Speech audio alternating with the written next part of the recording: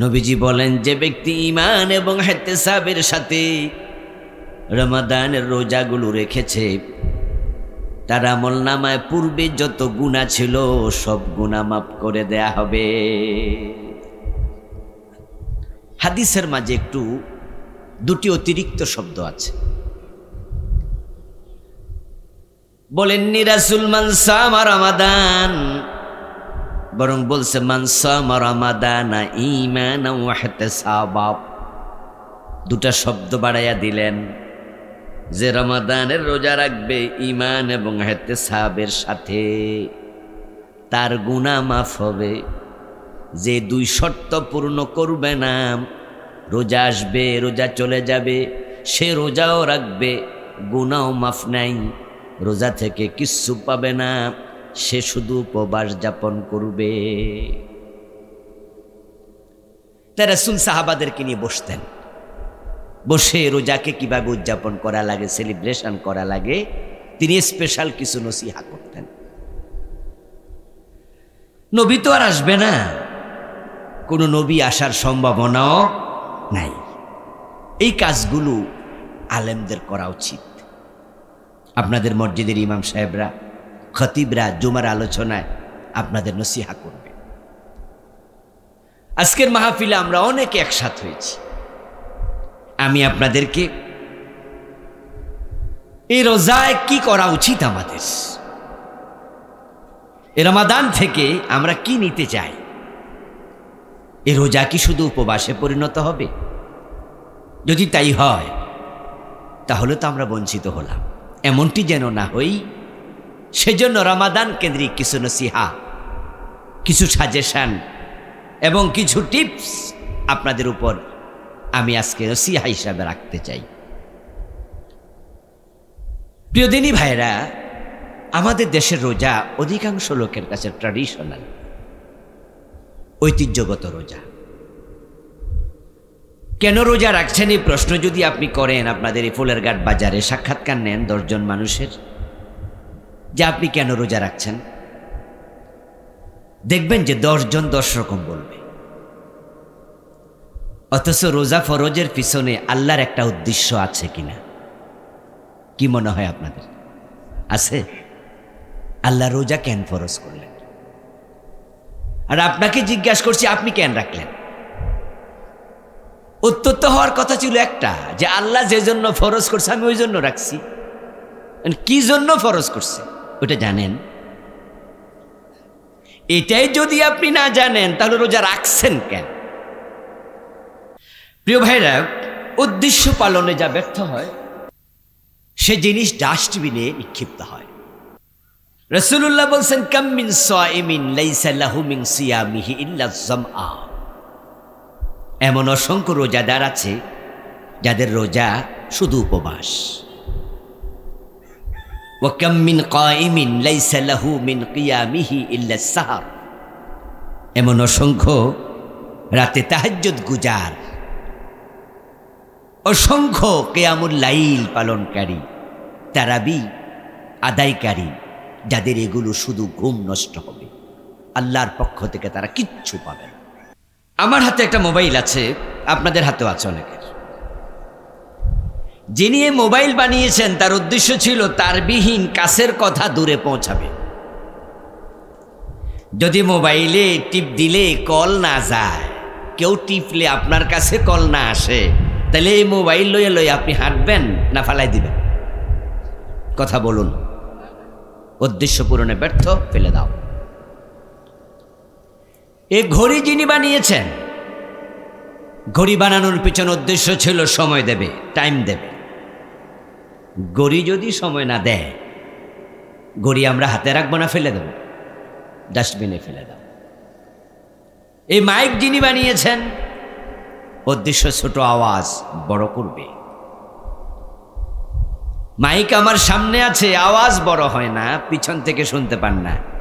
ওই মাইকওয়ালারে কি পয়সা দিবেননি? উল্টা লাঠি লিয়ে ধরে নিবেন, এই বেটা আমাদের মাহফিলে কি মাইক। উদ্দেশ্য পূরণ যদি ব্যর্থ হয় তাহলে ডাস্টবিনে নিক্ষিপ্ত হয়। কতজনের রোজা আল্লাহ ফেরেশতাকে বলবেন এটা ডাস্টবিনে ফেলাই দাও। কারণ তারা রোজা কেন রাখে এটাই জানে না। রমাদান মাস আসবে, কিছু কিছু মানুষের মাসালা শুনে আমরা অবাক হই, মাঝে মাঝে ভাবি কি দারুণ মুত্তাকি মানুষ রে, কি দারুণ অনুভূতি।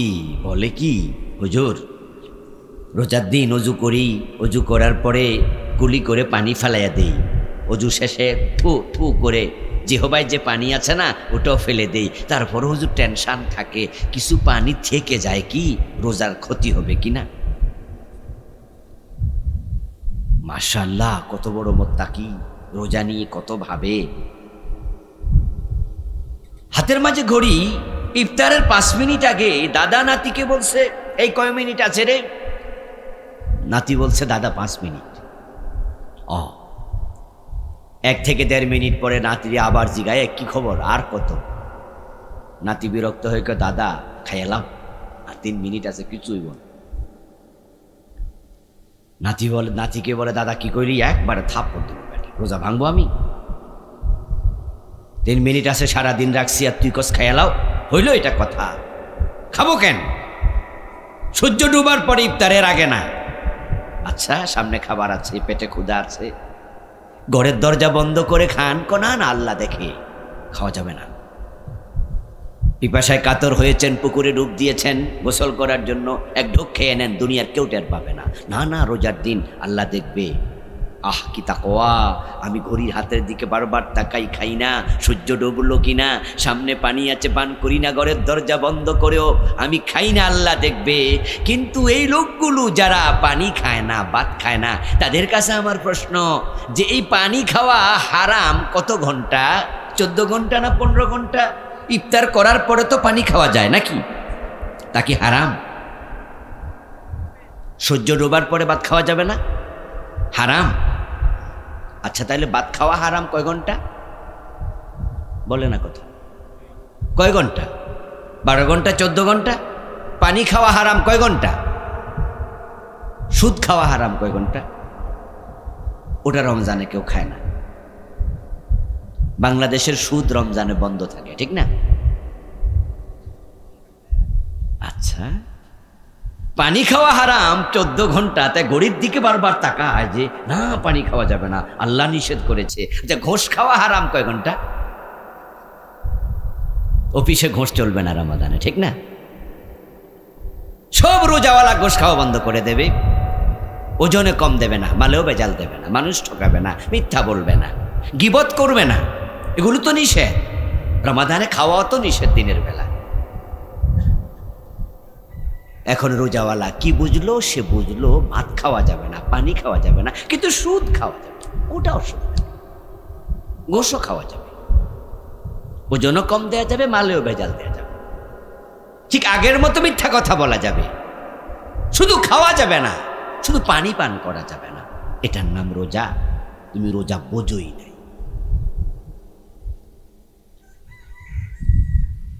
আমার দোস্ত, লাইসাল মাকসুদু মিন শারঈয়াতিস সাওম নাফসাল জুই ওয়াল আতশি বাল মা ইয়াতবাউহু মিন কাসরি শাহওয়াত ওয়া তাতবিইন নাফসি লাম্মারা লিন নাফসিল মুতমাইন্না ফাইযা লাম ইয়াসুল যালিক লা ইয়ানজুরুল্লাহু ইলাইহি নাজারাল কবুল।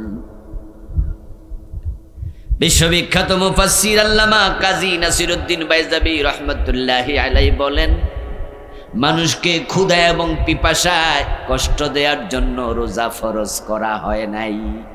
রোজা ফরজ করা হয়েছে যে আল্লাহর ভয়ে তুমি খাবার খাও না, দেখি সে আল্লাহর ভয়ে তুমি পাপ ছাড়ো কিনা।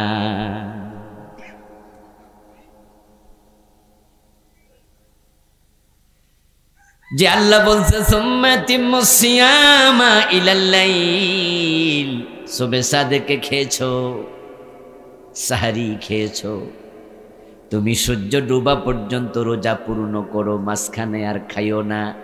আল্লাহ মানা করে দিছে পান করিও না। তুমি যে আল্লাহর আদেশ মানার জন্য তার ভয়ে খাবার খাও না, দিনের বেলায় পানি পান করো না। আল্লাহ দেখতে চায় এ রোজার সিস্টেমটা অন্য অন্য জায়গায় প্রয়োগ করো কিনা। যদি তুমি আল্লাহর ভয়ে পাপাচার ছাড়তে না পারো, শুধু পানাহার ছেড়েছ, তোমার পানাহার ছাড়ার কোনো প্রয়োজন নাই, এটার নাম রোজা না।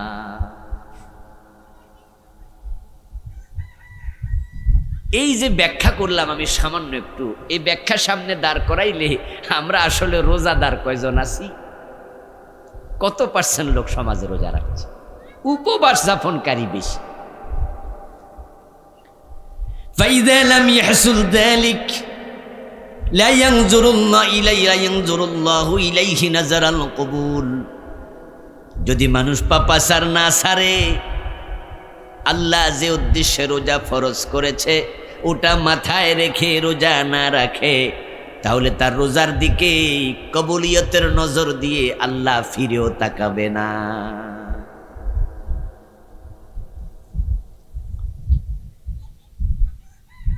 রোজা কেন ফরজ হলো? সাক্ষাৎকার নেবেন ফলের ঘাট বাজার, 10 জনে 10 রকম বলবে। একজন বলবে রোজা সবাই রাখে, আমিও রাখি। আপনি কেন রাখেন? রোজা রাখা ফরজ তাই রাখি। আপনি কেন রাখেন? বউয়ের জ্বালায়। কি কইলেন এসব? হ্যাঁ, বউ কইছে রোজা না রাখলে দিনের বেলায় ভাত রান্না করা হবে না, তো ফান্তা ভাত খাওয়ার সে রোজা রাখাই পালা, তাই রাখছে।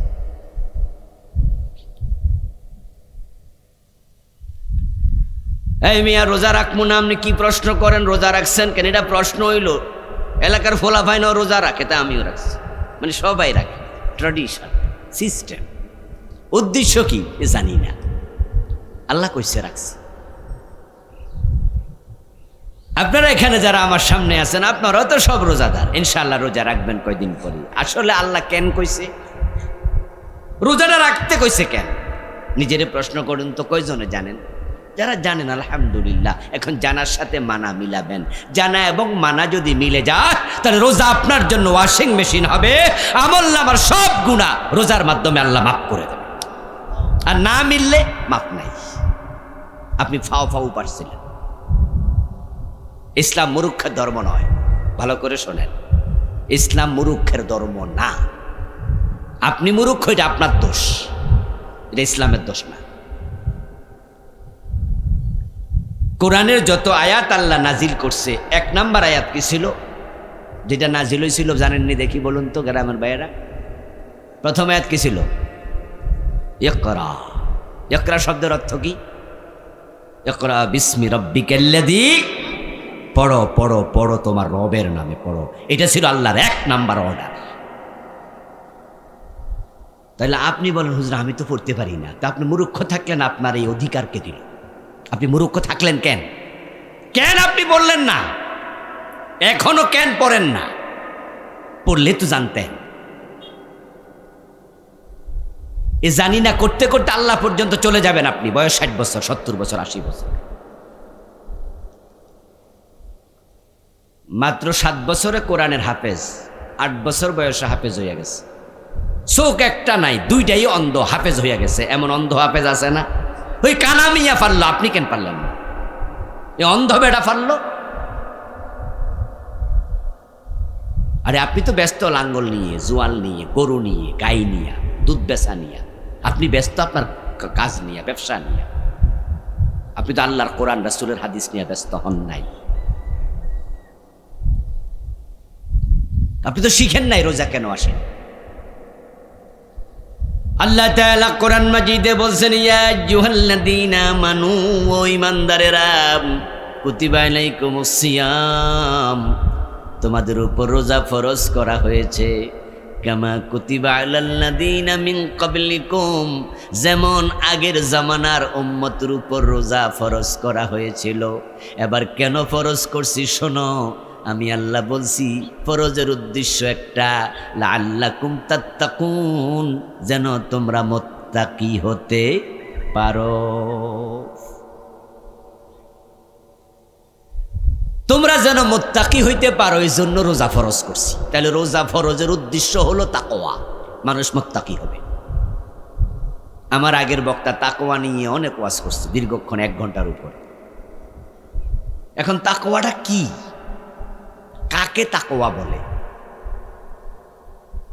এ বিষয়ে আলোচনা ওনার আসে নাই, উনি অন্য অন্য আলোচনা করছেন।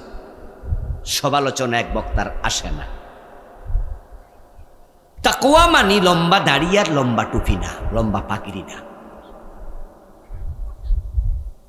তাকওয়া যেন আসে, এই জন্য রোজা ফরজ হয়েছে। আল্লাহ চায় আপনি মুত্তাকি হন, তাকওয়াওয়ালা হন। মাথায় টুপি দিয়া রমজান মাসে মালে ভেজাল দেবে, দুধে পানি দিয়া দুধ বেচবে। মুখে দাঁড়িয়ে আছে, এই রমজান মাসে সে ওজনে কম দেবে, দেখতে মনে হবে আল্লাহর ওলি, অথচ সিটার বাটফার।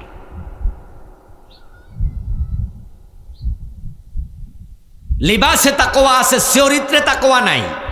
তাকওয়া সুরতের নাম নয়, তাকওয়া সিরতের নাম। কার দাড়ি কত লম্বা, মাথার টুপি কত সুন্দর, এটার নাম তাকওয়া না।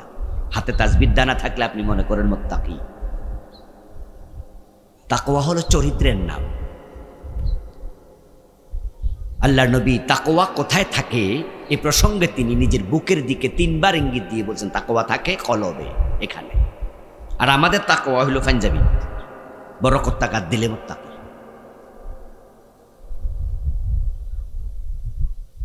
ওমর ইবনে আব্দুল আজিজ রাহিমাহুল্লাহ বলেছেন,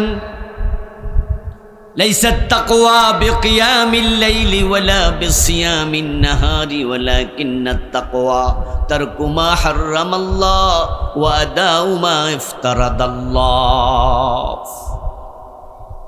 ইসলামের পঞ্চম খলিফা যাকে বলা হয় ওমর ইবনে আব্দুল আজিজ রাহিমাহুল্লাহ, অনেক বড় মাপের মুহাদ্দিস আলেম ছিলেন। উনি বলছে, তোমরা তো দিনে রোজা রাখতেছো, রাতের বেলা তাহাজ্জুদ পড়বা, কিয়ামুল লাইল করবা, তারাবি পড়বা, ভাবছো তুমি মুত্তাকি। বলছে রোজা রাখা, রাতে তারাবি পড়ার নাম তাকওয়া না। লাইসাত তাকওয়া, এটা তাকওয়া না। তো তাকওয়া কি একটু পরে আমি বলছি, শিখবেন, জানবেন, নিজের সাথে মিলাবেন।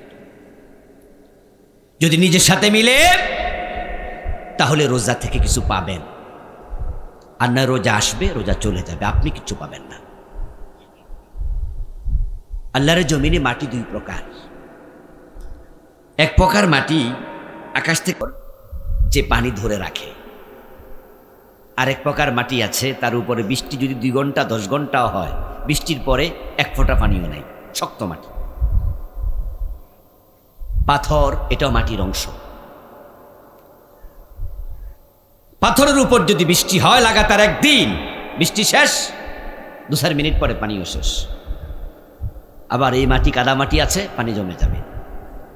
এ দুনিয়ার মানুষের অন্তর দুরকম। একদল মানুষ আছে যাদের অন্তর রমাদান পাবে, তাকওয়া বেড়ে যাবে, মুত্তাকি হয়ে যাবে। আবার একদল মানুষ রোজা রাইখাও মুত্তাকি হবে না, তাদের অন্তরে তাকওয়া ঢুকবেই না। যারা রোজা পেল, তাকওয়া পেল না, তারা হতভাগা। আমরা হতভাগা হতে চাই না। বাংলাদেশের অধিকাংশ লোক তাই হয়। এই যে রমজান মাস আসতেছে, রমাদান উপলক্ষে সব দ্রব্য মূল্য বেড়ে যাবে। পেঁয়াজ বলেন, ছোলা বলেন, তেল বলেন, সব কিছুর দাম 2-4 টাকা বাড়বেই, আরো বেশিও বাড়বে। বাড়াইতেছে কেডা? এই দাড়িওয়ালা, টুপিওয়ালা, এই পাঞ্জাবিওয়ালা, নামাজি মানুষগুলো, এই রোজাদারগুলো। তারাই ব্যবসায়ী, তারা মজুদদার, তারা আবার যাকাত দেবে। এই বড় বড় ব্যবসায়ীরা তাদের দোকানের মাঝে মাগরিবের টাইমে 10 জন 20 জন কর্মচারী ইফতারি করাবে, এবং অন্য মানুষরাও ডাকবে, আসেন হুজুররা কইছে ইফতার করালে অনেক সওয়াব, আমার ইফতার খাইয়া আমার সওয়াব দেন। অথচ বেড়াই আপনার পকেট থেকে টাকা দাম বাড়াইয়া কাইটে নিস, আমরা টামনেরে খাওয়াইয়া সওয়াব নিতাস। এ রোজার আগের রোজায় পত্রিকায় পড়লাম, দুবাই সরকার তাদের দেশে দ্রব্যমূল্য নিত্য প্রয়োজনীয়গুলোর কমাই দিছে। 30-35টার আইটেম তারা লিখে দিছে, এগুলোর দাম কমানো হলো। ছোলা, তেল, খেজুর, ডাল, গম, আটা, এগুলো দাম কমাই দিছে। সৌদি আরবে যারা আপনারা যাবেন, দেখবেন যে কিভাবে রমাদান মাসে ব্যবসায়ীরা মানুষকে গিফট দিচ্ছে, কত রকমের হাদিয়া দেয়, ইফতারি খাওয়ায়, এটা দেয়, ওটা দেয়। তারা রমাদানে সব জিনিসের দাম কমায় দেয়। ওদের চিন্তা হচ্ছে 11 মাস ব্যবসা করব, রমাদানে ভর্তুকি দেব, আল্লাহর বান্দারা যেন একটু আরামে রোজা রাখতে পারে। কারণ সকল মানুষ তো ধনী না, রোজাদারদের মাঝে গরিব মানুষ আছে, তারা যেন রোজার মাসে একটু আরামে খাইয়া পইয়া সুন্দর করে রোজা রাখতে পারে। 11 মাস ব্যবসা করে 1 মাস ভর্তুকি দেয়, আর বাংলাদেশের ব্যবসায়ীরা 11 মাস চুরি করে, রোজার মাসে ডাকাতি করে অধিকাংশ। ভালো আছে তবে সংখ্যায় খুবই। আমরা সবাই সুরতে মুত্তাকি হতে চাই, সিরতে নয়।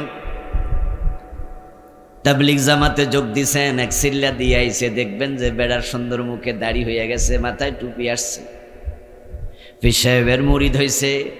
মাস 6 পরে দেখবেন মুখে দাড়ি, মাথায় টুপি, গায়ে পাঞ্জাবি। এইভাবে আমরা অনেকেরই সুরত তাড়াতাড়ি পরিবর্তন দেখি, কিন্তু চরিত্রের পরিবর্তন খুব কম দেখি। তাই এমন নামাজিও আছে, রোজাওয়ালাও আছে, 5 ওয়াক্ত নামাজ রমাদানে পড়বে, রোজাও রাখবে, কিন্তু অফিসে ঘোষ আগে যেমন খাইতো রমাদানেও খায়। তবে একটু পার্থক্য, আগে হাতে হাতে নিত, এখন ডয়ার টান দিয়া কয় রোজা রাখছি, ডয়ারে দিয়া যান। রোজার মাসে কেমনে গনি, কেমনে ধরি গোশের টাকা, বরং এই গোশটা মাগরিবের নামাজের পরে গন্যা সামু, কম হইলে মোবাইল নাম্বারে জানাই দিন। আমরা চেঞ্জ হয়েছি, চেঞ্জ হয়ে আমরা গোশ খাই, তবে মাগরিবের পরে খাই, দিনের বেলা ডয়ারে রাখ। এইভাবে আমরা চলছি, চলে চলে আল্লাহকে বুঝাই দিচ্ছি, আল্লাহ আমি কিন্তু রোজা রাখছি, আমার ব্যস্ত দিও। বাহ, আল্লাহ মনে আমাদের সে সহজ সরল, খুব সোজা, যেটা বুঝাইবেন সেটা আল্লাহ বুঝাই লাগবে, ঠিক না? মানে আপনি খুব চালাক, খুব চালাক আপনি। আপনি বিতিরের নামাজে দাঁড়াইয়া আপনি আল্লাহ তাআলাকে কি বলছেন? ওয়ানাতরুকু মাইয়াফজুরুকা। বিতিরের নামাজ আসেনি আল্লাহুম্মা ইন্না নাস্তাঈনুকা ওয়া নাস্তাগফিরুকা কইতে কইতে কইতে কইতে এরপরে কি কোন ওয়ানাতরুকু মাইয়াফজুরুকা ওয়ালাকা নুসাল্লি ওয়া নাসজুদু ওয়া ইলাইকা নাসআ। বলতে বলতে আপনি এগুলো আল্লাহরে বলতেছেন, কিছু কথা বলছেন, আল্লাহ আমি তোমার গোলাম, আমি তোমার জন্য নামাজ পড়ি, আমি তোমার শুকরিয়া করি। ওয়ানাতরুকু মাইয়াফজুরুকা, এবং যারা সমাজে খারাপ মানুষ আছে না, পাপী, আমি ওদের সাথে চলি না। বাহ বাহ, আপনি কি ভালো মানুষ, আল্লাহরে কইতেছেন, পাপীর সাথে আপনি চলেনই না। অথচ এশারের নামাজে আসার আগে সাদকান একসাথে বাটফারের সাথে জাগাইছে, মাগরিবের পরে হ্যান্ডশেক করছেন আরেক বাটফারের সাথে, ওর লোক বন্ধুত্ব আপনার চলা, গলায় গলায় ভাব। এই যে মিছিল করে আসছেন মাগরিবের পর অমুকের নির্বাচনী মিছিলে, যেই লোকটা গাঁজা খায়, বিড়ি টানে, জানেন যে লোকটা গমসর, আর আপনি ওর কর্মী। যারা এই দেশে আলেমের বুকে গুলি চালিয়েছে, ফাঁসি মেতে শাপলা চত্বরে আলেমদের গুলি দিয়েছে, আল্লামা সাইদিকে 13 বছর জেল খাটাইছে, বড় বড় 11 জন ইসলামী নেতাকে ফাঁসিতে ঝুলাইছে, যারা কোরআনওয়ালাদের ঘাড় চেপে ধরেছে, গলা চেপে ধরেছে। আপনি ওদের দলের কর্মী, ওদের সাপোর্টার, ওদের ভোটার, আর আপনি বিতিরের নামাজে কোন ওয়ানাতরুকু মাইয়াফজুরুকা, পাপীর সাথে আমি নাই। আল্লাহ কয় সিটার, সিটিং বাজ, বাটফার।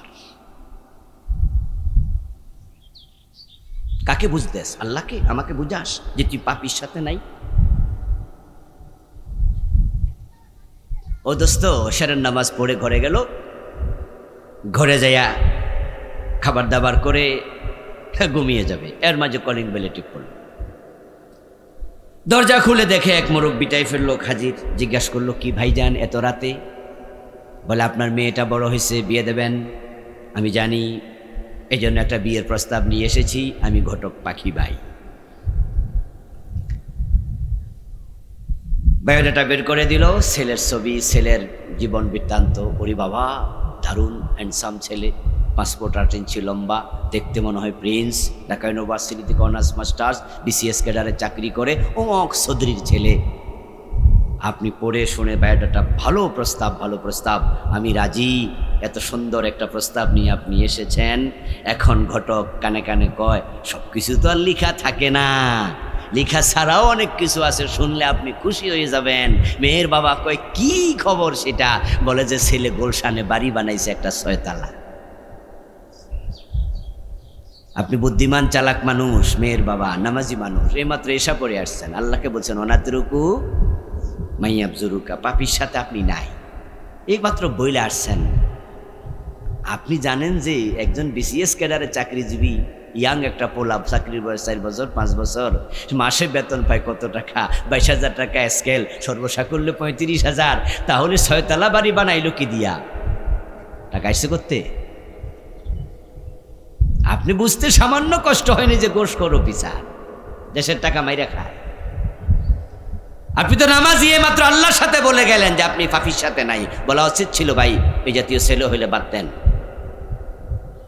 ঘুষখোরের কাছে মাইয়া বিয়ে দেবো না। আমি মাইয়ারা কোনোদিন হারাম খাওয়াই নাই। আমি কৃষক, আমি একজন চাকরিওয়ালা, আমি একজন টিচার। আমি হালাল খাওয়া কামাই করে আজীবন মাইয়া খাওয়াইছি। হারাম যে বেটা আমার মেয়েরে খাওয়াবে আর আমার মেয়ে তার ঘরে গিয়ে হারাম খাবে, ওই হারাম খাওয়া মেয়ের পেট থেকে হাসান হোসাইনের জন্ম হবে না, ডিপজলের জন্ম হবে, এরশাদ শিকদারের জন্ম হবে। এমন ছেলের কাছে মেয়ে বিয়ে দেব না, জান। তাহলে তোমার নামাজের কথা আর বাস্তব জীবনে এক। তুমি আল্লাহওয়ালা, মুত্তাকি, যে আল্লাহর ভয়ে রোজা রাখছো, খাবার ছেড়েছ, সে আল্লাহর ভয়ে সুদ ছেড়ে দাও, ঘোষ ছেড়ে দাও, ওজনে কম দেয়া ছেড়ে দাও, মালে বেজাল দেয়া ছেড়ে দাও, দুধে পানি মিশাইও না, মানুষ ঠকাইও না। তাহলে এটা রোজা, এটা সাওম, এটা তাকওয়া।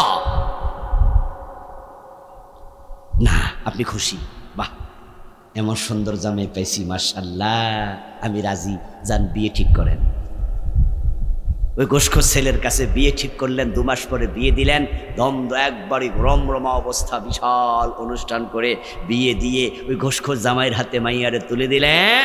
তারপরে আবারও সেদিন সারাদিন পরিশ্রম, মাগরিবের পরে গোসল, আবার এশারের নামাজ, তারপরে বিতিরে দাঁড়ায় আবার বলছেন ওয়ানাতরুকু মাইয়াফজুরুকা, আল্লাহ পাপির সাথে আমি নাই। আল্লাহর সে আজিম থেকে বলে, বাটফার, মাইয়া তুলে দিলি কার হাতে? পাপির সাথে নাই তুই?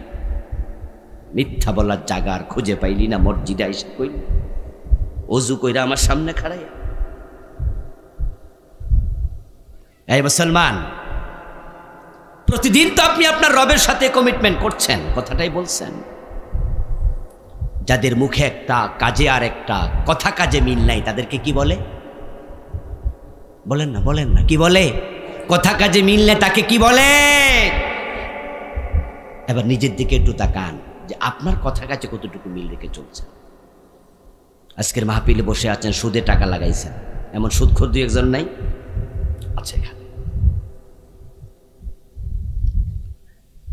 বাপ মরছে, মা মরছে 5-7 বছর আগে, এখনো বোনের হক দেন নাই, বোনের হক দেয় না, এমন জালেম ভাই এ সমাজে নাই? জাল দলিল করছেন, পরের জমি দখল করে বসে আছেন। রোজা রেখে জান্নাত খোঁজেন, জান্নাত। আরে চৈত্র মাসের দুপুরেও রোজা রাখে কত কষ্ট করে, বেহেশত পাওয়ার আশায়। অথচ হাদিস হলো, মান কাতা মিরাসা ওয়ারিসিহি কাতা আল্লাহু মিরাসাহু মিনাল জান্নাহ। যে ব্যক্তি তার ওয়ারিসের মিরাস হক কেটে নেন, আল্লাহ তার জান্নাত কেটে নেয়। মাথায় টুপি আছে, রোজাও রাখছে, ফজরের নামাজ জামাতে পড়া, ওই নামাজি, ওই রোজাওয়ালা কোদাল কান্দে নিয়ে খেতে যায়। ধান লাগাবে তো ক্ষেতের পাশ পরিষ্কার করছে, আইলগুলো ক্লিয়ার করছে, ঘাস উঠছে, ঘাস কাটবে, কিন্তু কোদাল দিয়া কোপ মারে আইলের মাছ বরাবর, ক্ষেত বড় বানায়। লাইলা ছিল সোজা, কোবাইয়ার লাইন লাইল বাঁকা করে আনছে। আসে না? আসে না? কারণ ভাবছেন তো ধান গাছ ডাল লাগাইলে এক লাইন বাইরে যাবে, ধান বাড়বে।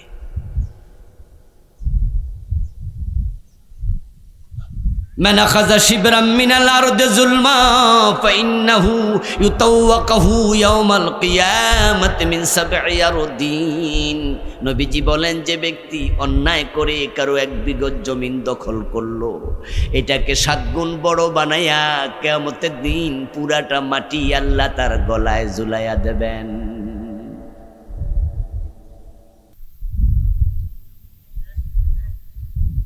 قال رسول الله صلى الله عليه وسلم من أكل درهم ربا وهو يعلم أنه أشد من 36 زنا।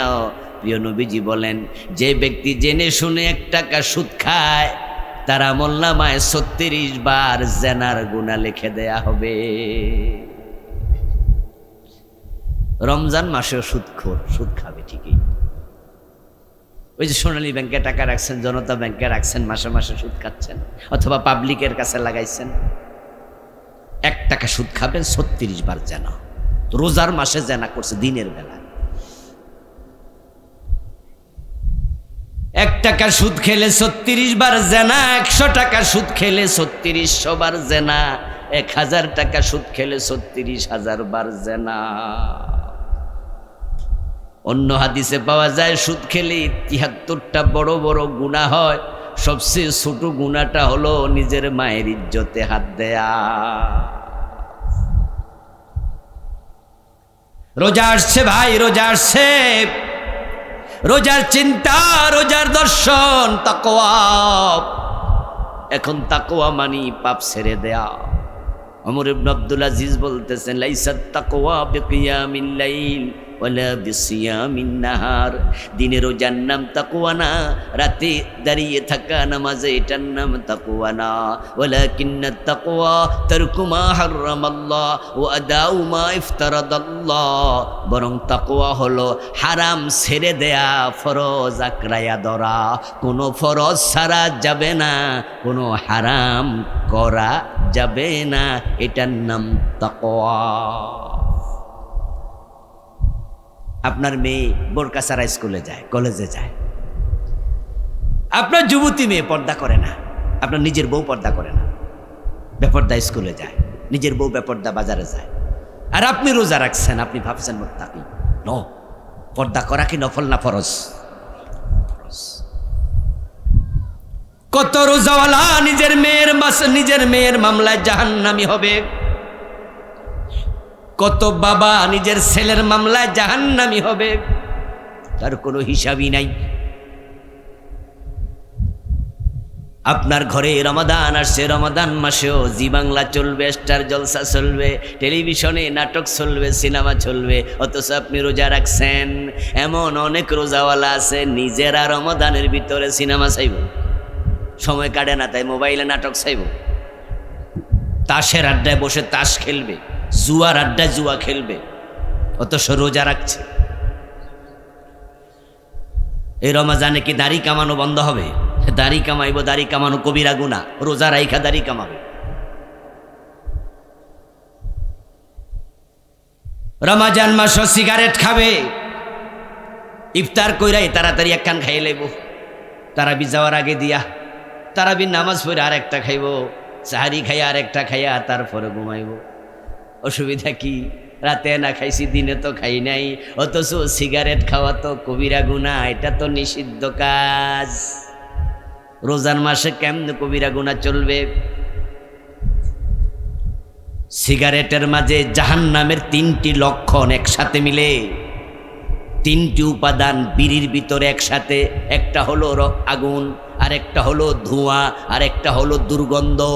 জাহান্নামের ভিতরে 3টাই আছে, আগুনও আছে, ধোঁয়াও আছে, দুর্গন্ধ আছে।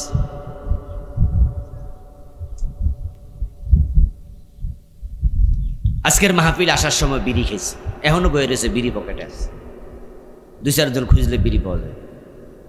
যাওয়ার সময় টানতে টানতে পারি যে ওয়াজ আইছে। দুধ বেচা বিড়ি কিনা খায় এমন লোক আসেনি? দুধ বেচা বিড়ি খায়, কি আজীব জিনিস। এবং টয়লেটে বইয়া বইয়াও টানে এমন লোক।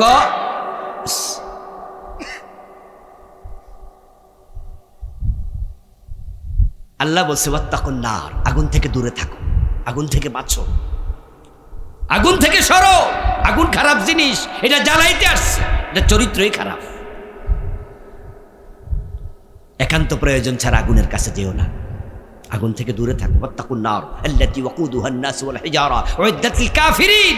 আমি কাফেরদের জন্য আগুন বানাইছি, জাস্ট তোমাদের কিছু দুনিয়ার উপকার হবে, এই জন্য আগুন দুনিয়া পাঠাইছি। তবে দূরে থাকো আগুন থেকে। ঘুমানোর সময় রাসূল বলছে আগুনটা নিভাইয়া ঘুমাও। হিন্দু যখন মারা যায় তখন হিন্দুদেরকে আগুন দিয়ে পোড়াইয়া দেয়, আর হিন্দুদেরকে যখন আগুন দিয়ে পোড়ায় তখন আগুনটা শুরুতে কোথায় দেয় জানেননি? মুখে দেয়, ইয়াস, মুখাগ্নি বলে এটাকে। হিন্দুদের মুখে আগুন দেয়। আচ্ছা বলুন তো, হিন্দু মিয়ার মুখে যে আগুন দিল, মরার আগে দিছে না পরে? আর যে বিড়ি খায় হে কখন দেয়? মরার আগেই দেয়। আচ্ছা হিন্দু মিয়ার আগুনটা হে নিজে দিছে না অন্য মানুষে দিছে? আর যে বিড়ি খায় হে নিজেরটা নিজে দেয়। আগুনের সাথে যার এত সম্পর্ক, সে আগুন থেকে বাঁচবে কিভাবে?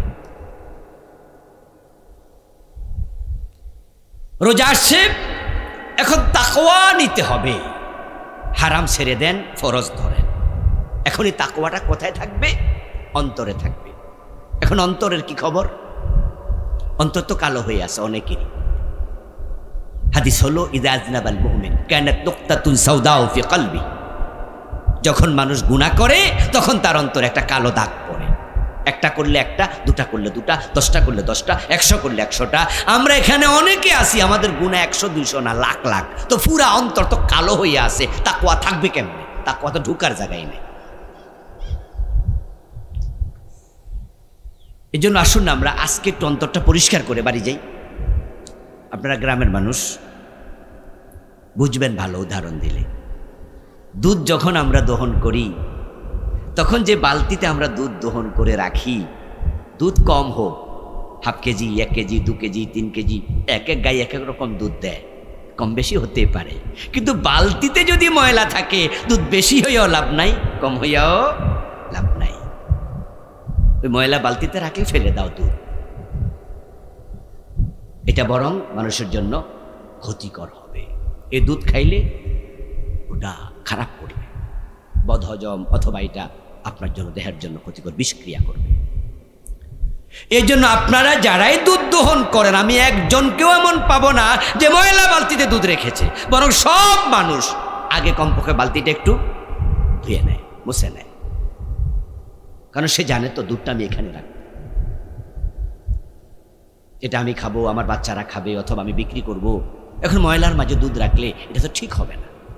বালতি পরিষ্কার করো, দুধ পরে কতটুকু হবে দেখা যাক, কিন্তু বালতি আগে ধো। রোজা থেকে আমরা সবাই সমান তাকওয়া পাবো না, সবার আমল একরকম হবে না, কিন্তু যতটুকু পান অতটুকু যেন কলবে জাগা হয়। এই জন্য কলবটা আগে ধুয়ে মুছে পরিষ্কার করা দরকার আছে কিনা। তো কলব নষ্ট, তাকওয়া ঢুকবে না। এখন কলব কেমনে পরিষ্কার করবেন? قال رسول الله صلى الله عليه وسلم لكل شيء سقالة وسقالة القلوب ذكر الله। কাপড় পরিষ্কার, ময়লা হয়েছে, সাবান দিয়ে ধুন, পরিষ্কার হবে। লোহায় জং ধরেছে, রেত দিয়ে ঘষা মারেন, পরিষ্কার হবে। স্বর্ণে ময়লা জমেছে, স্বর্ণকারের কাছে নেন, এসিড দিয়ে ধৌত করবে, পরিষ্কার হবে। এখন কলবে ময়লা, ওটা পরিষ্কার করবেন কিভাবে? রাসূল বলেন, কলব পরিষ্কার করার জন্য ওষুধ হলো আল্লাহর জিকির, তাওবা, ইস্তেগফার। আল্লাহকে আজকে বলে দেবেন যে আল্লাহ, যে গুনাহ আমি আগে করতাম না, এগুলোর সাথে আমি আর নাই, আমি ছেড়ে দিলাম, তুমি আমারে মাফ করো। সত্যিকার অর্থে যদি সিদ্ধান্ত নিতে পারেন, কলব আল্লাহ আজকে পরিষ্কার করে দেবে। কলব আল্লাহ 2 আঙ্গুলের মাঝখানে। কিন্তু আপনি রোজাও রাখবেন, সুদও খাবেন, রোজাও রাখবেন, গোশও খাবেন, ঠিক আগের জীবন যেমন, রোজার মাসেও তেমন। এই রোজা আপনার অন্তরে কিচ্ছু দেবে না, এটা ফাও। এখন আমার এই শক্ত ওয়াজ শুনে মনে মনে সিদ্ধান্ত নিলেন, তাহলে যা রোজাই রাখতাম না। কারণ হুজুর যে ওয়াজ করতেছে, তো দেখতেছি লক্ষণ বেশি বালা না, তো যা রোজাই রাখতাম না। আচ্ছা, আপনি রাগ করে যদি রোজা ছাইরা দেন, আল্লাহর ক্ষতি হবে না আপনার ক্ষতি? আল্লাহর কোনো ক্ষতি আছে? তো লস তো আপনার। এই যে রাগ দেখাইবেন, তো কার লগে দেখাবেন? কার লগে? আপনি আর আমি যদি রোজা না রাখি, নামাজ না পড়ি, আল্লাহকে আর না ডাকি, আল্লাহর কিচ্ছু আসে যায় না। পৃথিবীর সবচেয়ে ধনী মানুষ, তার নাম ইলন মাস্ক, সে একজন খ্রিস্টান, অমুসলিম অথবা ইহুদি, তার ধর্মের ব্যাপারে আমার জানা নাই, তবে সে অমুসলিম অতটুকু আমি নিশ্চিত। এই ইলন মাস্ক, সে আল্লাহ বলে একদিনও ডাকে না, এতে আল্লাহর কিছু আসে যায় না। পৃথিবীর সবচেয়ে ক্ষমতাশীল রাষ্ট্র আমেরিকা, তার প্রেসিডেন্ট ডোনাল্ড ট্রাম্প, সে একজন খ্রিস্টান। জীবনে আল্লাহ বলে একদিনও ডাকে নাই, এক ওয়াক্ত নামাজ পড়ে নাই, একটা রোজা রাখে নাই, আল্লাহর কিছু আসে যায় না। তো আপনি তো ইলন মাস্কের মতো ধনীও না, ট্রাম্পের মতো ক্ষমতাওয়ালাও না, তো আপনি যদি আল্লাহরে রাগ দেখাইয়া রোজা ছাইরা দেন, আল্লাহর কি আসে যায়? এই জন্য আপনি রাগ দেখাইয়া রোজা ছাড়বেন তা নয়, বরং আপনি সিদ্ধান্ত নেন যে আমি অপরাধগুলো ছেড়ে দেব, এটা আপনার জন্য কল্যাণ। আসলে আপনি যতই সুদ খান, আজরাইল আইসা গেলে আর খাইতে পারবেন না। যতই গোশ খান, এটি কিন্তু সারণ লাগবো। এই গোশের টাকা পকেটে লইয়া কবরে যাইতে পারবেন না। পাবলিক কিন্তু সব রাইখা দিব, হাতের ঘড়ি, পকেটের মানি ব্যাগ, গায়ের জামা, হাতের আংটি সব খুলে রেখে দেবে। তুমি যতই হারাম খাও, কবরে নেয়ার কোনো সুযোগ নাই। তোমাকে সব রেখে যেতেই হবে, যেহেতু ছেড়ে যেতেই হবে, এজন্য আজকেই হারাম ছাড়ার সিদ্ধান্ত নেও।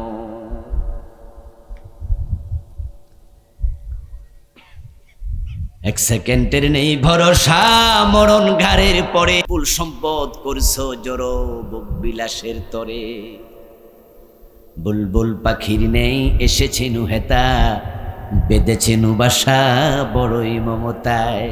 সময় হলে শেষ, ছেড়ে পরিবেশ, যেতে হবে সেথায়, নিয়তি যেথায়। হয়তো গাছতলায়, না হয় বাঁশতলায়, এমন কবরে যাবে যেখানে বিছানা চাদরটাও নেই।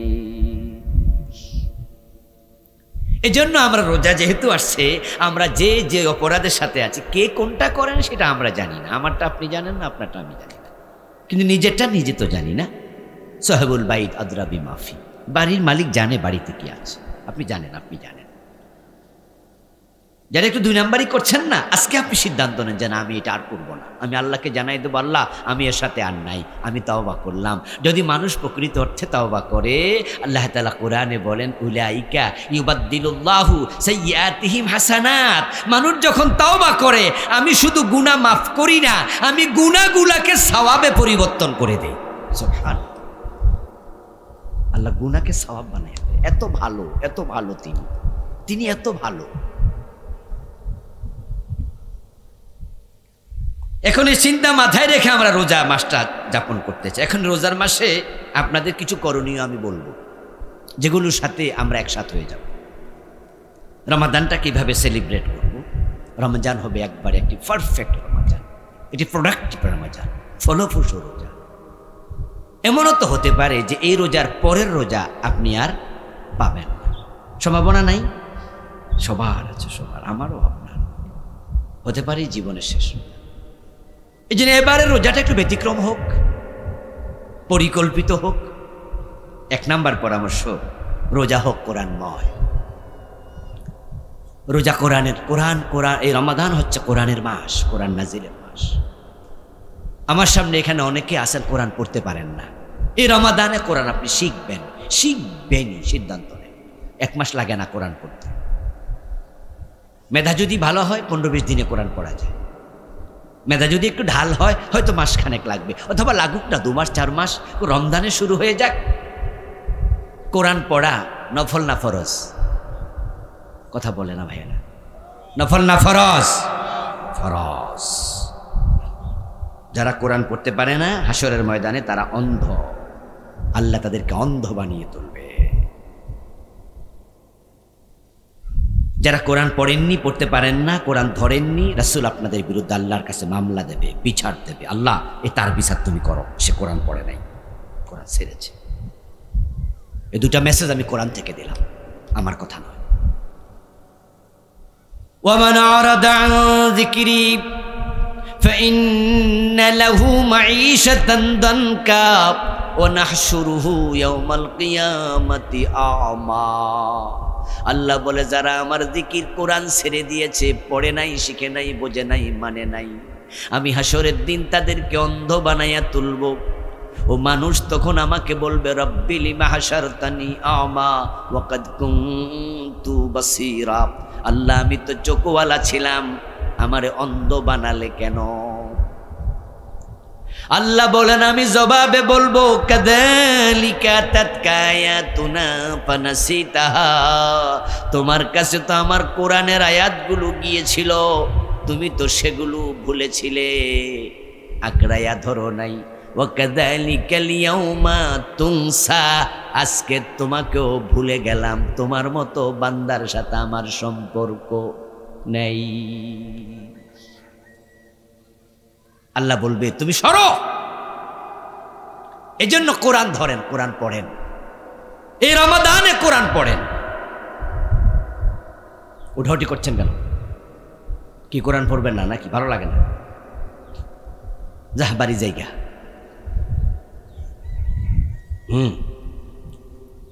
কোরআন পড়বেন, এটা এত সহজ কিতাব যা আপনি শুরু করে দেন দেখবেন আল্লাহ কেমনে সহজ করে দেয়।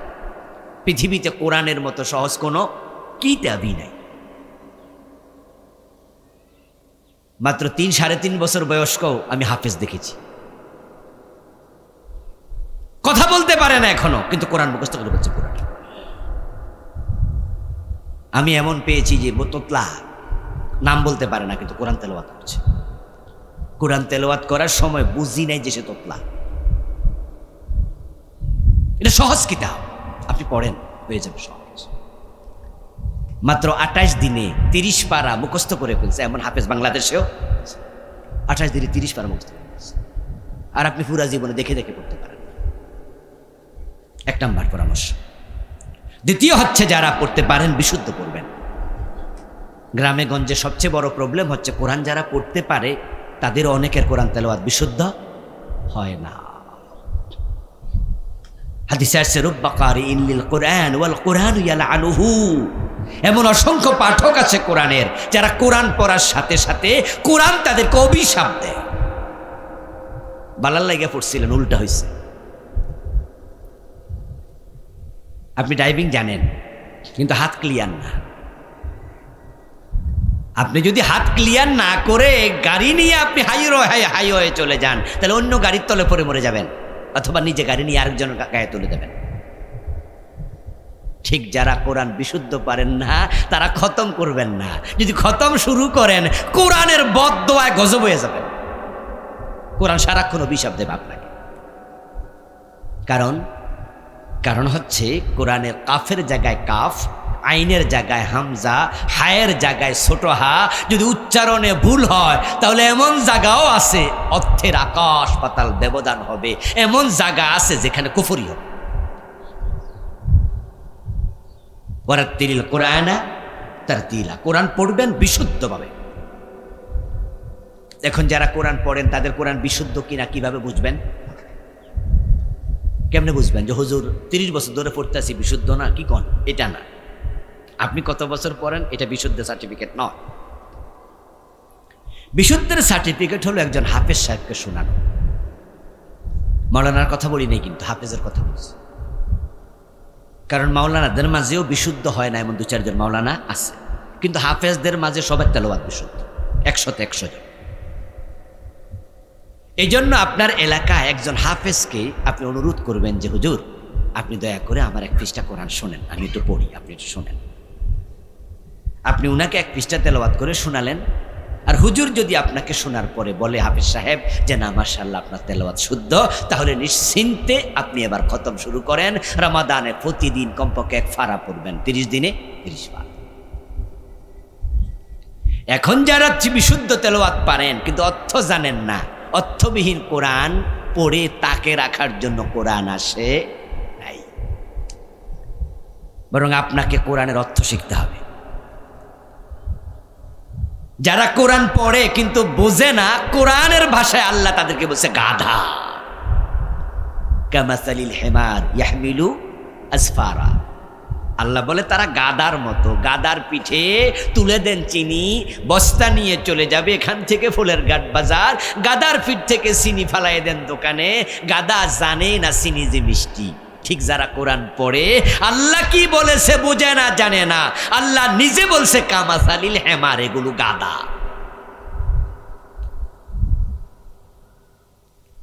তাই যারা কোরআন পড়ছেন অর্থ পড়বেন। কোরআন গবেষণার কিতাব, অর্থ জানার কিতাব। যারা বুঝছেন, পড়ছেন, বুঝছেন, তারা কোরআন মানবেন। বাংলাদেশ তো কোরআন মানার সিস্টেমই নেই। কোরআনে আছে চোর ধরে হাত কাটো। 54 বছরে কয়জন চোরের হাত কাটছেন? মানার কাছে দাঁড়িয়ে নেই। এমনি আমরা রমাদানে খতম করবো সবাই, চোর নারী হোক আর পুরুষ হোক, চোর ধরে ধরে হাত কেটে দাও। সবাই তেলাওয়াত করবে, কোনো চোরের হাত কাটে না। কারণ তারা জানে বাংলাদেশে যদি চোরের হাত কাটে কত মানুষের হাত থাকবে না, বিশেষ করে অনেক নেতার হাত থাকবে না। এই দেশের নেতারা এই পরিমাণ টাকা চুরি করে, যেটা সাধারণ পাবলিক 2-10,000 মিলেও করে না। এক নেতা যা করে, আমাদের সাবেক প্রধানমন্ত্রী বলছে উনার বাড়ির ফিয়ন কত কোটি টাকার মালিক জানেননি আপনারা? 400 কোটি। চোর না ডাকাত? আমার প্রিয় ভাই, যদি বাড়ির ফিয়ন 400 কোটি টাকার মালিক হয়, তাহলে বাড়িওয়ালা কত কোটি টাকার মালিক? ও তো হিসাব ছাড়া, বিনা হিসাব। এজন্যই তো আমরা চোর ধরে হাত কাটার আইনের কথা বললে ওরা আমাদের রাজাকার বলে গালি দেয়। কারণ হচ্ছে ওরা জানে যে হাত কাটা শুরু হলে তাদের নিজেদের অনেকের হাত থাকবে না।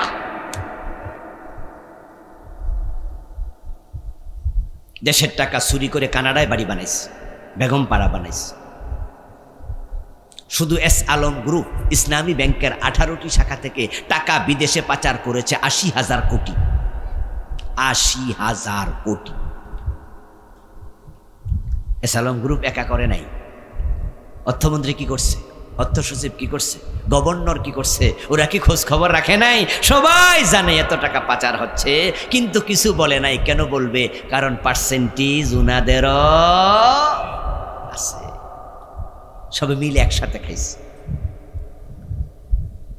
কোরআনে আছে জেনা করলে 100 বেত লাগাও। 54 বছরের বাংলাদেশ 100 বেত কোনোদিন লাগায় নাই। বিবাহিত হলে পাথর মেরে হত্যা করো, একদিনও মানে নাই।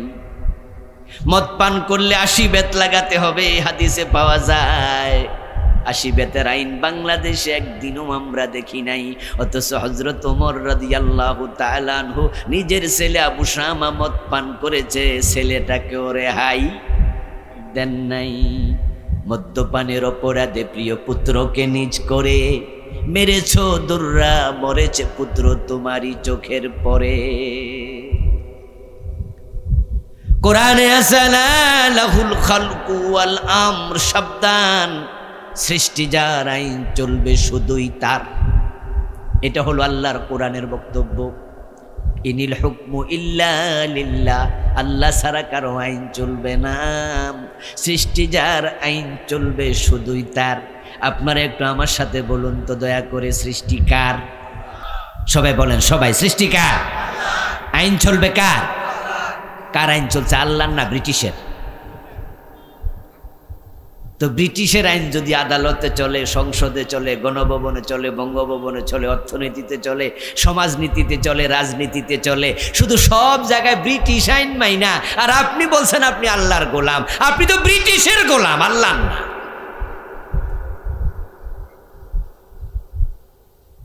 মাহফিলে এসে ওয়াজ শুনবেন, বছর 1-2 বার মাহফিল করাবেন, ওয়াজ শুনলে দায়িত্ব শেষ হয়ে যাবে, এটা না। যে কোরআনের কথা এতক্ষণ পর্যন্ত বলছি, এ কোরআনকে বাস্তবে সমাজে কায়েম করার জন্য আপনাকে ভোট দিতে হবে, চেষ্টা করতে হবে। এমন নেতার পিছনে হাঁটবেন যেই নেতা সংসদে গেলে আল্লাহর কোরআনের আইন কায়েম হবে। আর চোর ডাকাতের পিছনে হাঁটবেন, তাহলে আখেরাতে দেখা যায় আপনিও চুরির মামলার আসামি হবেন। বলবেন আল্লাহ আমি তো চুরি করি নাই। আল্লাহ বলবে চোরকে সাপোর্ট করছস তো, তাই চুরি করলে যে গুনাহ, সাপোর্ট করলে সেই গুনাহ। দ্বিতীয় পরামর্শ, ইফতারের আগে দোয়ার সিস্টেম ঘরে চালু করে দেবেন। রমাদানে ইফতারের পূর্বে আল্লাহ দোয়া ফিরিয়ে দেন না। ছেলে মেয়ে বৌজি একসাথে বসবেন। মা বোনরা আজকের মাহফিলের ওখানে প্যান্ডেলে আছেন, আপনাদেরকে অনুরোধ করব, ইফতারি বানাইতে বানাইতে দোয়ার সময়টা মিস করবেন না। 10 মিনিট আগে ইফতারি বানানো কমপ্লিট করে ফেলেন। ঘরে যারা 4-5 জন সদস্য 3-4 জন আছেন, বসবেন, বসে ইফতারের আগে ইফতারি সামনে নিয়ে আল্লাহর কাছে চাইবেন, তখন আল্লাহ দোয়া ফিরাবে না। একদিন আপনি হাত তোলেন, একদিন আপনার মেয়েকে বলেন, বড় মেয়েটাকে, মা তুমি হাত তোলো, তুমি দোয়া করো, আমরা আমিন আমিন বলবো। একদিন আপনার স্ত্রী হাত তুলবে, আপনারা আমিন আমিন বলবেন। একদিন বড় ছেলেটা হাত তুলবে, আপনারা আমিন আমিন বলবেন। ঘরের মাঝে দোয়ার একটা সিস্টেম চালু করে দেন। একদিন হয়তো আপনি থাকবেন না, কিন্তু দোয়া চলতে থাকবে, অভ্যাস চালু করে দেন। রমাদান উপলক্ষে দান সাদাকা বাড়াইয়া দেবেন। রমাদানে কোনো ফকির যেন বাড়ি থেকে পায় না, ফিরে একজনও না যায়। যাদের দোকান আছে, দোকানে ভাঙতি টাকা রেখে দেবেন। রমাদান উপলক্ষে 5 টাকার কয়েন বেশি করে রেখে দেবেন, ভাঙতি টাকা রেখে দেবেন, বেশি বেশি দেবেন, বেশি বেশি দেবেন। রমাদানে বারাকাতের মাস, একটা নফল একটা ফরজের সমান হয়, একটা ফরজ 70টা ফরজের সমান, বিশাল ব্যাপার। অনেকে বলে দোকানে হুজুর দিতে দিতে বিরক্ত হয়ে যায়। আমাকে বলেছে এমন ভাই আছে যে হুজুর রমাদান মাসে ব্যবসা করব না ফকির বিদায় করব বুঝি না, শুধু লাইন ধরে আসে, বিরক্ত হয়ে যায়। আমি বলি দোস্ত বিরক্ত হইও না। আচ্ছা যে ফকিরটা ভিক্ষা নেয় সে কি নিয়ে বিরক্ত হয়? কয় না না, হে তো আমি দিলে আরেক দোকানে যায়, হে দোকান থেকে আরেক দোকানে। আমি বলি লক্ষ্য করে দেখবেন ভাই, এমন ফকিরও আছে যে লাঠিতে ভর দিয়ে ভিক্ষা করছে, হাঁটতে পারে না, একবারে দুর্বল, ক্ষীণকায়, জীর্ণ শীর্ণ, অথবা পায়ে ব্যথা, সে ভর দিয়ে দিয়ে হাঁটে, কিন্তু সে নিয়ে বিরক্ত হচ্ছে না। আপনি দিলে সে আপনার থেকে নিয়ে আরেক দোকানে যায়, সেখান থেকে আরেক দোকানে যায়, বেশি পাচ্ছে তাই সারা দিন ভিক্ষা করছে। যে নিয়ে নিয়ে হেঁটে হেঁটে বিরক্ত হয় না, আপনি এক চেয়ারে বসে দিতে দিতে বিরক্ত কেন হন? আসমানের মালিক যদি চাইতো তার জায়গায় আপনাকে, আপনার জায়গায় তাকে বসাতে আল্লাহর একদিনও লাগতো না।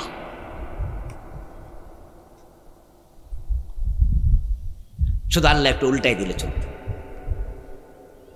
10 তলায় আছেন তো, গাছতলা নিতে আল্লাহর একদিনও লাগবে না। আবার যে গাছতলা তাকে 10 তলায় তুলতে আল্লাহর একদিনও লাগে না। এই জন্য মা বোনরা বাড়িতে রমাদান আসছে, চাল আলাদা করে রেখে দেবেন। চালের জন্য আলাদা একটা বাক্স ভাণ্ড রাখবেন, পাত্র রাখবেন। এখানে ভিক্ষুক আসবে আর দিবেন। ভিক্ষুককে কখনো ধমক দিবেন না। ওয়া আম্মাস সাইলা ফালা তানহার, আল্লাহ মানা করছে। ভিক্ষুকের হাতের উপর আল্লাহর হাত থাকে, খুব সাবধান। রমাদান উপলক্ষে তাহাজ্জুদ পড়ুন। সাহারি খাওয়ার জন্য যেহেতু উঠতেই হয়, 10 মিনিট 20 মিনিট আগে উঠে যান। 2 রাকাত 4 রাকাত 6 রাকাত 8 রাকাত যতটুকু সময় পান রমাদানের তাহাজ্জুদের অভ্যাস গড়ে তুলুন। রমাদান মাস আসছে, 1 ওয়াক্ত নামাজ যেন জামাতে মিস না হয় সিদ্ধান্ত নিন। 30 রোজায় 150 ওয়াক্ত নামাজ, 150 ওয়াক্তই জামাতে পড়ব, 1 ওয়াক্ত মিস দেব না। এই সিদ্ধান্ত নিতে রাজি আছেন না নাই? নিতে পারবেন? আজকে সিদ্ধান্ত নিয়ে বাড়ি যান, 150 ওয়াক্ত জামাতে পড়ব, 1 ওয়াক্ত মিস করব। নামাজের আগে পরে কিছু সুন্নাহ আছে, নফল আছে, রমাদান উপলক্ষে এগুলো পড়ুন। প্রিয় ভাইয়েরা, দৃষ্টি এবং জবানের হেফাজত করুন। হোটেল রেস্তোরাঁ বন্ধ রাখুন। তারাবিতে অবশ্যই ধীরে ধীরে নামাজ পড়ুন। গ্রামে গঞ্জে তারাবির নামে তামাশা চলে। অধিকাংশ গ্রামের মসজিদে 20 রাকাত তারাবি, তারা দেখা যায় যে 30 মিনিটের ভিতরে ক্লোজ। কোনো কোনো মসজিদ আছে 18 মিনিটও হইয়া যায়। হুজুরের গতি দেখলে মনে হয় বিমানও ফেল। কি কেরাত যে ফরে হুজুর নিজেও বোঝে না। শুধু শেষ দিকে জালিমিন কইয়া টান মারলে পাবলিক বুঝে রুকুতে যাওয়ার টাইম হয়েছে। এমন গ্রামের মসজিদ পাবেন যে পিছনে পোলাপান বারান্দা দুষ্টামি করে আর খাড়াই থাকে কান খাড়া করাইয়া যে হুজুর কখন জালিমিন টান মারব। ওরা আইসা রুকুত যাবে। আল্লাহর সামনে দাঁড়িয়ে তারাবির নামে তামাশা বন্ধ করুন। নামাজ মানে হলো আল্লাহর সাথে কথোপকথন, দিদার। ইযা কামা আহাদুকুম ফি সালাতিহি ফাইন্নাহু ইউনাজি রাব্বাহ। সহিহ মুসলিমের হাদিস, প্রিয় নবী বলছে, তোমাদের কেউ যখন নামাজে দাঁড়ায় সে আল্লাহর সাথে কথা বলে, আল্লাহ তার দিকে তাকাই থাকে। আরশের মালিকের সামনে তুমি দাঁড়িয়েছো, কিসের তাড়াহুড়া?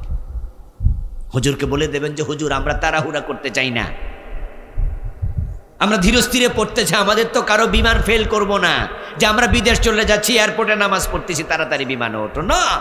রমাদান আসছে, ইবাদতের মাস, কিসের তাড়াহুড়া? লাগুক না 1 ঘন্টা, অসুবিধা কি? আপনার জীবনের সবচেয়ে দামি সময় যেটা, সেটা হচ্ছে নামাজের ভিতরে যে সময়টা কাটে, এর চেয়ে দামি সময় আর নাই।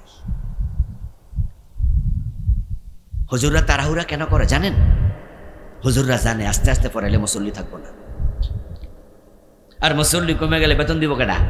হুজুরের না বউ আছে, পেট আছে, ফিট আছে, বাচ্চা আছে। আপনারা যদি সাহস যোগান যে হুজুর আমরা আসি, আমরা যাইতাম না, আমরা আসি আপনার লোক, রিজিকের মালিক রাজ্জাক, যারা যায় জাগা, আমরা আসি, 10 টাকার টাকা 20 টাকা দেবেন। হুজুরদের পিছন থেকে 2-4 জন ভালো মানুষ একটু ইয়ে করেন, একটু ব্যাকিং দেন, হুজুরকে বলেন হুজুর আমরা আসি, আল্লাহ ভরসা। মসজিদগুলোতে ধীরস্থিরভাবে তারাবি পড়বেন, ধীরস্থিরভাবে সুন্দর করে করে ইতিকাফের পরিকল্পনা করুন। রমজান আসছে, শেষ দশকে ইতিকাফ। জীবনে ইতিকাফ করে না এমন মানুষকে আজকের এখানে 2-4 জন আছেন না? আমার রাসূলের সুন্নাহ কি জানেন? তিনি ইতিকাফ কখনো ছাড়েন নাই, আর আপনি ইতিকাফ কখনো করেন নাই। রাসূলের সাথে মিল না অমিল? তো কেমন মুসলমান আপনি, কেমন আপনি উম্মত? সুন্নত জীবনে নাই? সুন্নতবিহীন উম্মত কি? রাসূল ইতিকাফ কখনো ছাড়ে নাই। He was so much busy person. পৃথিবীতে উনার মতো দায়িত্বশীল ব্যক্তি কে আছে? 11 জন বউ ছিল, 9 জন স্ত্রী জীবিত একসাথে ছিল, 9টা ফ্যামিলি সামলাইছে, মদিনার প্রেসিডেন্ট ছিলেন, রাষ্ট্র সামলাইছে, প্রধান বিচারপতি বিচার সামলাইছে, প্রধান সেনাপতি যুদ্ধ সামলাইছে। এত কিছুর পরেও প্রতি রমজানে ইতিকাফ করছে, আর আপনি পুরা জীবনে একদিনও করেন নাই। এজন্য এইবার ইতিকাফের সিদ্ধান্ত নেন যে এবারে ইতিকাফ করুন। কদর তালাশ করবেন রমাদানের শেষ দশকের বেজর রাতে। টাকা থাকলে ওমরা চলে যান, 1.5 লাখ টাকার মতো খরচ রমাদানে ওমরায়। পয়সা আছে কাজে লাগান। ইবাদতের স্বাদ কাকে বলে মক্কায় নামাজ পড়লে টের পাবেন। কি দারুণ কেরাত! 2 ঘন্টা প্রায় লেগে যায় 20 রাকাত তারাবি পড়তে। কিয়ামুল লাইলে শেষ দশকে কিভাবে যে সময় কাটে, সারা রাত মানুষ ঘুমায় না। নামাজের মজা কাকে বলে আল্লাহর ঘরে গেলে পাবেন। রাসূল বলছে আল উমরাতু ফি রমাদানা তাআদিলু হাজ্জাতান। যে ব্যক্তি রমাদানে উমরা করে আল্লাহ তাকে হজের সমপরিমাণ সওয়াব দেয়। সুবহানাল্লাহ। আসুন না প্রিয় ভাইরা, রমাদানটাকে আমরা ঠিক সুন্নাহর আলোকে সেলিব্রেট করি। যে কথাগুলো বললাম, আল্লাহ আমাকে পবিত্র কোরআন মাজিদ থেকে সূরাতুল বাকারা এর 183 নম্বর আয়াতে কারিমা তেলাওয়াত করেছি। নবীজি সাল্লাল্লাহু আলাইহি ওয়াসাল্লামের পবিত্র মুখ অনুসৃত একখানা ছোট্ট হাদিসে নববী পাঠ করেছি। আল্লাহ তাআলা তৌফিক দিলে এখান থেকে কিছু কথা বলবো ইনশাআল্লাহ। সম্মানিত ভাইয়েরা, রমাদান সমাগত। আমরা আশা করছি আর সামান্য কয়েকদিনের ব্যবধানে রমাদানে প্রবেশ করব। রোজার মাস যখন আসত, রাসূলুল্লাহ সাল্লাল্লাহু আলাইহি ওয়াসাল্লাম সাহাবাদের সাথে বিশেষভাবে মজলিসে কথা বলতেন, কথা বলার জন্য মজলিস কায়েম করতেন। তিনি বলতেন আতাকুম শাহরুর রমাদান, শাহরুল মুবারক। ও আমার সাহাবারা, তোমাদের মাঝে রমাদান আসছে, এটা বড় বরকতের মাস।